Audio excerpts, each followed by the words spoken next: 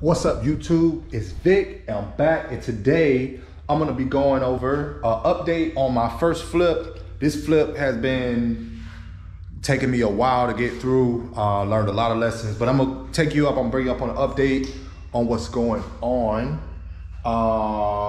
Because there's a lot been going on, a lot that I learned, and I'm gonna share it with you in this video. But if you're new to the channel, go on and hit that like button, hit that bell subscription if you want more information on how to flip houses and how to wholesale houses. That's what this channel is about. I also work on cars. If you like cars, you'll get a lot out of this channel, so subscribe and let's get on with the video. All right, the deal was a seller finance deal. I came in with $20,000 down, and then we basically put about, we're between 30 and 40,000 that we'll be to have in it by the end of the flip. So we paid $20,000 down, and we have been paying her interest payments since March, I want to say. So basically we came in, this carport area right here was burned off. This was her major problem, was that the carport was burned off and all of that stuff over there. If you remember the video I had before, when I first came here, I had another video where this house was all burned up when I first got it, and all of this was burned off. So what ended up happening was we were gonna get the roof done first, but what ended up happening was the roof couldn't get permitted until this board right here was, because this is the main part of the permit, this board that is bolted to the house. So that board was burned, so that this wasn't secure. So we had to remove the code violations off of this. And so we got that taken care of. But what we did first, what you probably seen in the first video, was when we came in here, we gutted it all the way out. We gutted it all the way out. We repurposed these cabinets that was in here before, and we just changed the countertops, the sink. This happened in the process when we got the back flat roof done, which I'm gonna explain all that in a minute, but it was leaking and that fell down. This was perfectly fine. But we do got a few areas we gotta fix. Just a little dip in the floor right here. We're gonna come in there and fix all of that stuff before it's over with. This front window right here was a big old window. We took it out and just because the reason we didn't do the windows is because right now, as everybody knows, it's hard to get windows. So we basically we went with what they had available at Lowe's, and we wanted to just change this one because the look is so clean in here. Why have this big ugly window that was there before? We got to fix that one back there in the back. But we did all of the bedrooms over. These closets were open, we closed them in. We're leaving the AC the same. I'll explain all that in a minute. We redid the bathroom. The bathroom had that old look.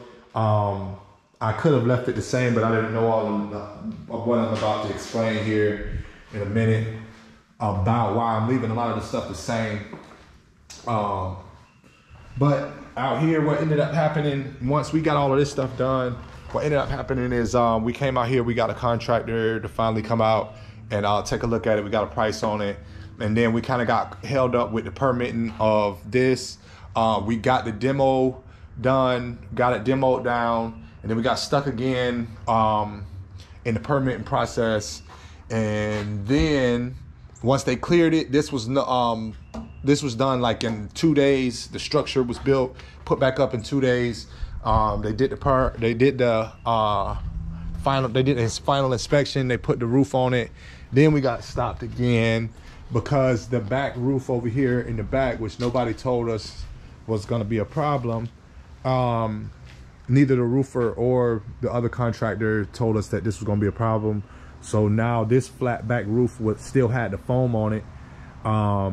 So it wouldn't have been a smooth transition from the pitch roof to this flat roof. So we ended up getting this flat roof tore off. Well, not really tore off, but we just rebuilt. We just tore the foam off and put some shingles on top of it. And then they came in and we thought we were going to be able to get this we thought we were going to be able to get the power cut on at this point. We were going to get the roofer to come put the roof on and get the power on right around the same time. And once all of that happened, then if you remember, once all of that happened, this box here was where the pole here was down low, and so the wire was touching the house. So they had us come in, and since the wire was touching the house, they wanted the pole to be raised up because that's the new code now. So we had to do that with the electrician. We had an electrician come out, and they just gave us the whole service panel. Well, they didn't give us the whole service panel. We just went on and got the whole service panel redone for the house. It adds value, and now the power is on.